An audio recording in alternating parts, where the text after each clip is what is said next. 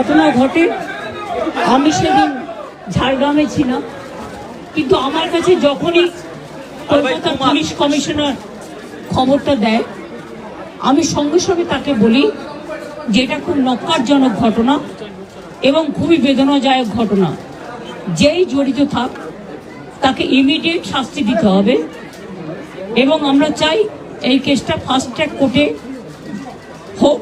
Fast track কোর্টে হলে judicial প্রসেসটা তাড়াতাড়ি হবে এবং তাতে আমরা ফাঁসির দাবি জানাবো। কারণ কিছু মনে রাখবেন, কিছু লোক এখনো সামাজিক অবক্ষয়ের মধ্যে আছেন, সামাজিক মূল্যবোধটাকে ভুলে গেছেন। মেয়েদের গায়ে হাত দেওয়া যে কত বড় অপরাধ এবং তার সাথে যে অত্যাচার করেছে বা তাকে যেভাবে খুন করেছে, আমি আশ্চর্য হয়ে যাচ্ছি। ওখানে নার্সরা ছিলেন, ওখানে ওদের সিকিউরিটি ছিলেন, সবাই ছিল, কিন্তু কি করে এই ঘটনা ঘটলো এটা এখনো আমি ঠিক বুঝতে পারছি না। পুলিশকে আমি বলেছি, বাবা মাও যেটা আমাকে বলেছেন যে ওদের ভেতরেই কেউ আছে। যদি ভেতরে কেউ থাকে, কারো প্রতি সন্দেহ হয়, যারা ছিল, যারা ওর বন্ধু বান্ধব, তাদেরকে সবাইকে ডেকে কথা বলবে এবং যিনি ফোন করেছিলেন প্রথম বাড়িতে তাকেও ডেকে কথা বলবে। আজকে প্রিন্সিপাল নিজে রেজিগনেশন করে দিয়েছিলেন, বলছিলেন যে আমার বাড়িতেও তো বাচ্চারা আছে, যেভাবে আমাকে গালিগালাজ করা হচ্ছে। তা আমরা তাকে বুঝিয়ে বলেছি, ঠিক আছে আপনাকে ওখানে কাজ করতে হবে না, আমরা ওনাকে সরিয়েছি অন্য জায়গায়। আমরা ওখানে MSVP-কেও সরিয়ে দিয়েছি ডিউ টু নেগলিজেন্স। আমরা হাসপাতাল থেকে হেড অফ দ্য ডিপার্টমেন্ট, যে চেস ডিপার্টমেন্ট, তাকেও সরিয়ে দিয়েছি এবং পুলিশ পোস্টে যে ACP ছিলেন তাকেও সরিয়ে দিয়েছি। সবাইকেই সরানো হয়েছে এবং ডগ স্কোয়াড থেকে শুরু করে, ভিডিও থেকে শুরু করে, ফরেন্সিক ডিপার্টমেন্ট থেকে শুরু করে সবাইকেই ইনভলভ করা হয়েছে যাতে খুনি গ্রেপ্তার হয় এবং দোষীরা শাস্তি পায়। এবং আমি চাই পুলিশ যত তাড়াতাড়ি সম্ভব দোষীদের গ্রেপ্তার করবে।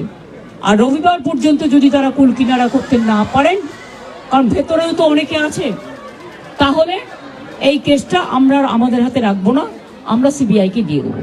তার কারণ হচ্ছে আমার এতে কোনো পাওয়ার লেনা দেনা কিছু নেই, আমি প্রথম দিন থেকেই বলছি।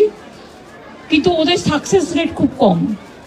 তাপসী মালিককে যখন খুন করে হত্যা করা হয়, ধর্ষণ করে, আজ পর্যন্ত বিচার হয়নি। সিঙ্গুরে এটা হয়েছিল, নন্দীগ্রামে যখন 14 জন গুলিতে মারা যায় বা 10 জন হারিয়ে যায়, আজও তারা ফিরে আসেনি। এই কেসগুলো সব CBI-এর হাতে ছিল, রিজার্ভের কেসও ছিল, একটা কেসেরও বিচার হয়নি। এমনকি রবীন্দ্রনাথ ঠাকুরের নোবেল প্রাইজ চুরি হয়েছিল, সেই কেসটাও ছিল, মানুষ কোনো বিচার পায়নি।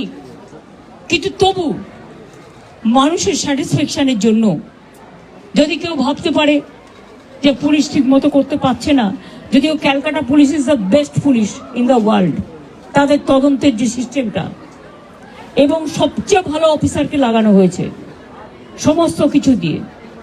আমরা রোববার পর্যন্ত সবাইকে ডাকবো, আমাদের পুলিশ ডাকবে, এটা বিনীত বলবে, আমি বিনীতকে বলতে আহ্বান জানাচ্ছি। আমরা অলরেডি যে ইনভেস্টিগেশন প্রসেসের মধ্যে যারা যারা ওই পিওর কাছাকাছি ছিলেন, কোনো ধরনের কোনো কানেকশন আছে, ইনভলভমেন্ট আছে, প্রত্যেকটা লোককেই ডাকা হচ্ছে এবং ডাকা হবে যদি কারো না ডাকা হয়ে থাকে। এবং আমরা অলরেডি একটা হেল্পলাইন নাম্বার শুরু করেছি, ওর মধ্যে ডাক্তাররাও আমাদেরকে বলতে পারেন, অ্যানোনিমাসলি বলতে পারেন, ফিজিক্যালি এসে বলতে পারেন কি যদি কারো উপরে সন্দেহ থাকে, কি কারণে সন্দেহ আছে। ফ্যামিলি মেম্বার সঙ্গেও আমরা টাচে আছি। কালকে অ্যাডিশনাল CP1 পার্সোনালি এখানে এসেছিলেন, উনি ওনার ভিউটা জেনে গেছেন। আমিও আজকে এসেছি, ম্যাডাম এখানে এসছেন, আমরা ওনার ভিউটা জেনে গেছি এবং ওদের সঙ্গে আমরা কন্টিনিউয়াসলি যোগাযোগে থাকবো এবং প্রোগ্রেস অফ ইনভেস্টিগেশন নিশ্চয়ই ওদের সঙ্গে শেয়ার করব। এবং আমরা নিশ্চিত কি আগামী 4-5 দিনের মধ্যে যদি আরও কেউ থাকে, আমরা নিশ্চয়ই ওদের সবাইকে আমরা নিশ্চয়ই অ্যারেস্ট করতে পারবো। আর যদি তা সত্ত্বেও যদি ফ্যামিলি স্যাটিসফ্যাকশন না থাকে, ম্যাডাম যা বলেছেন সেটা হবে।